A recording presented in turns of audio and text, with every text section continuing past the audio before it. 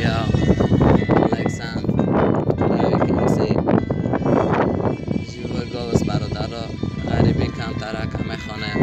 اجداد کنه با غریبی مبرویا یا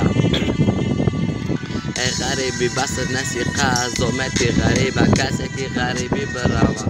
و من رقیب ای غریبی شکستی قومتی قمر بچاره در وطن کتگی مکردی جدا باشکر ای غریبی غریبی کشیدی همه را طرفت من در وطن بدم مخی دلبان خنده بد گنده بد خوبم بد زیرانو بد دک وطن